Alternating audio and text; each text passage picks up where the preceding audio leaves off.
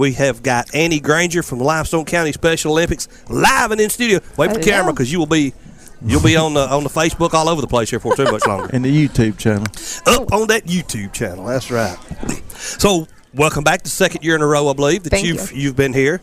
And tell us about the Special Olympics. How are things going? And we'll talk about that other that we talked about off the air a little bit. Things are going great. We're planning our trip. I mean, not trip, but we're planning our events for next Friday at Athens Stadium to do our track and field that we do every year. And those we'll see if how many students will qualify to go to state. So that's how they determine. You just host a round robin event. They don't be timed and all of that stuff. Correct. Yes. Okay. Cool. No stadium, Montgomery. Is that where they're at? Well, in Troy University. Yes. Yeah. Oh, cool. Okay. So they'll get to go down. We usually take about 40 athletes down there. And they get to stay in the dorms and act like college students because these kids and adults do not get to see dorm life. They don't get to go to college at times. And so this gives them the opportunity to be college students, to be normal students, to learn how to live on their own in the dorm rooms, party, and work. Now, each county has a qualifying round to go to state? Yes. Is that right? Mm-hmm. Okay. So what we do is we hold a local event. And the local event, they'll go to state. And every 4 years, we get to go to nationals. Okay. So they'll hold a qualifying year to see if we can attend nationals. And then in nationals, we might have a group or an athlete to go to World. And just this past month and a half ago, they went to Abu Dhabi. Wow. And I believe it was a basketball team or a volleyball team that from Alabama that went down there. Sweet. Wow. Yes. That's cool. It is.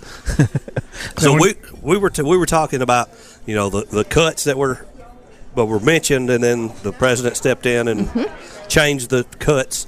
But you said that you mainly work on local. Correct. From local funds. So it really and honestly, it does not really affect our community because our community steps in for us to fund Special Olympics.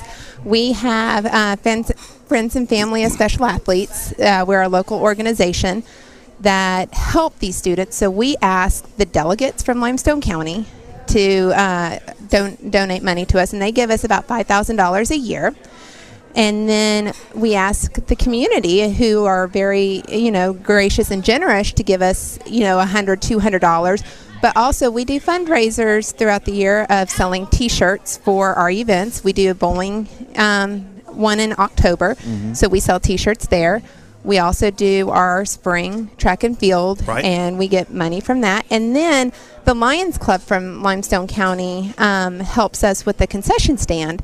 So they pay for our food so that we can raise money to help our athletes with anything that goes on. And what Friends and Family does for us, too, is that if a child or an athlete needs help with a physical that they can't afford to go and pay $25 for a copay, we will give them money to do that. Cool. That's awesome. If we go down to state and an athlete has a pair of tennis shoes that are torn, we will go out and buy them a pair of tennis shoes. Gotcha.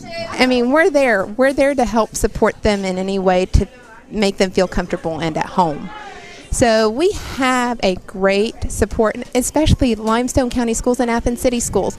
If it wasn't for them, we probably wouldn't be here today as far as we have gotten. Yeah. Because not only have they paid for the staff to help us and organize this, when I was a teacher at Johnson Elementary for over 8 years, they gave me the time off and a substitute to go and get things done for Special Olympics. Awesome. So if I did not get a supplement pay to be a coach, they had that help for me anyways. Well, that's good. That is great. Because it's just like being a teacher. The coaches out here spend their life, and they don't get paid enough like we do. I mean, we burn oil. To help take care of these. I take a weekend to be down with 40 athletes to see their face, and it's just a rewarding experience. Yeah, no doubt. To see what they can do and how much fun they have. And when we go down to state, it's not just party. We actually get down there. We have opening ceremonies.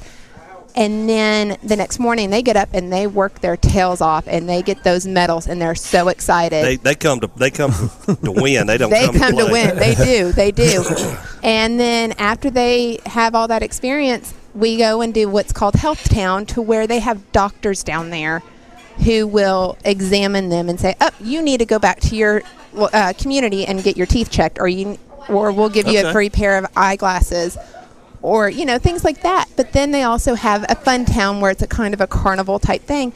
But at the end of the night, we have a dance.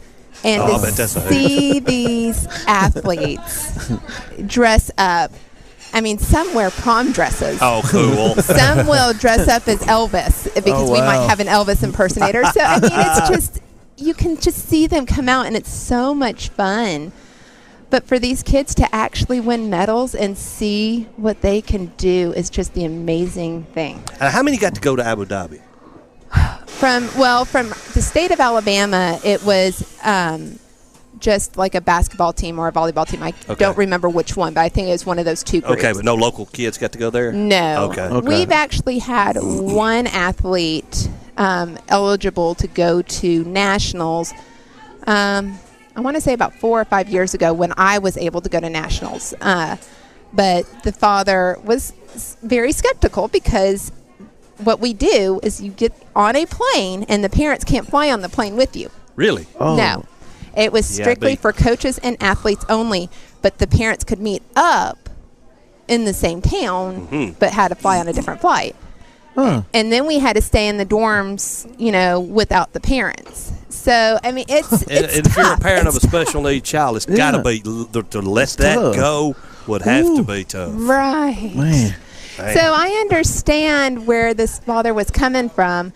And, he had to have trust, because we don't know what state, where we're going, and how safe it is. And so, coming from a little country town and then go to a big city, it's scary. If you're not used to it, it's very much so. But it's a rewarding experience, because I'm glad that I got to spend that time for nationals to see what we went through and how they treated us, and how, New Jersey actually shut down the interstate just for Special Olympics. Special Olympics, because we had 50 states there and about 3 or 4 charter buses for all 50 states. Wow. Now I know the WWE gets involved with the Special Olympics. Do they? Too. Okay, so cool. I figure they're at the Nationals, right? Yes, they are at the Nationals as well. They did the opening ceremonies. I was unfortunate that I didn't get to go to Seattle this year when they went, but they did a remarkable job, and ESPN also stepped in as well. Wow.